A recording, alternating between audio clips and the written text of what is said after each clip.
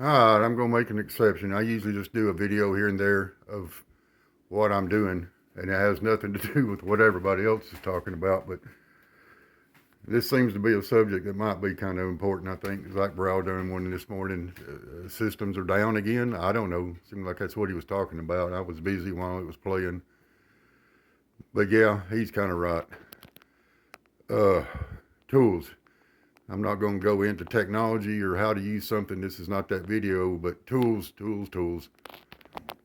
Back in the early 70s is when all the truckers started running CBs, and they were out like World War II, I think. But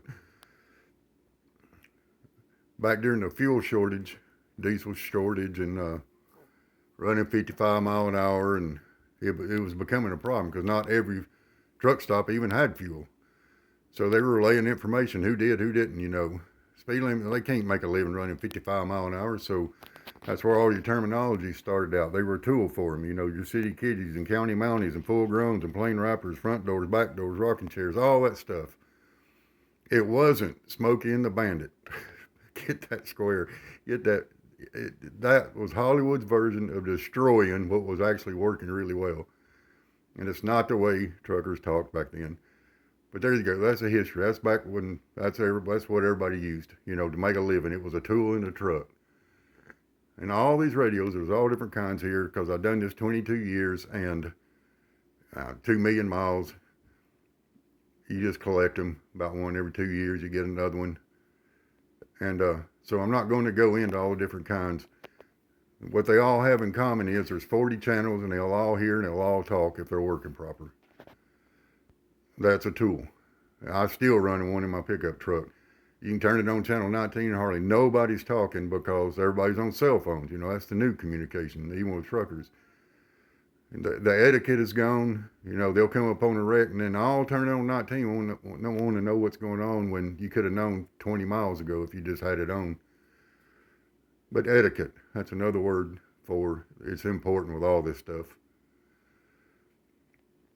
So, all you have to do is just talk like you're talking to somebody next to you.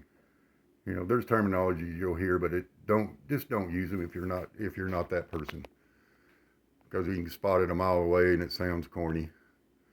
So that's the CB side. So recently I went to a ham festival and got my CDL, got my technician license, and I'm already studying for the general right now. So that just takes it another step up. It's just another tool. That's all it is. I'm not going to be the guy sitting at a table talking on it all night long. I just won't. It's just a tool if I need it. And the ability to use it, a little bit of knowledge. Because as I was learning about the ham, I realized how stupid I am at all this, really. It gets very, very technical, but how much do you really need to know just to be legal, sound like you know what you're doing, and that's good enough. And then the bail thing, I thought they were just cheap junk, really. But all them ham guys at the festival had them strapped to their belts. So evidently they're better than I think they are. So I'll go with it. I think I already had 4 or 6 of them. They come in a big package when I got them several years ago. And then the GMRS, learned something new. I bought them for just talking around the farm, like a walkie-talkie. But come to find out, they got repeaters for them too. So who knew? And here's another important part is I got online, pulled up my area or an area I may be going to, and download or made a copy of where all the repeaters are for GMRS if I need a repeater, so that I can get to it. Does it have I don't even know what the terminology, DTCC, does it have a tone that it needs to get on the repeater? Same with the bail phone or the ham radio. And the list tells you split frequencies. It's all got it out black and white. So in my area, I've got a list of all that. So if in case that everything goes down, don't matter. I got a list already. I don't need to look it up. It's already ready to go. It's just a tool. So I'm not obsessed with this, even though it may look like it. But when I can, I got a tractor for the garden.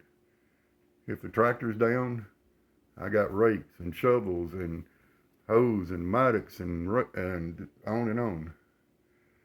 Just all kind of options. I also have 2 welders. That don't make me a welder. You know, after about 5 tries and a whole bunch of grinding, I might get 2 little pieces welded together.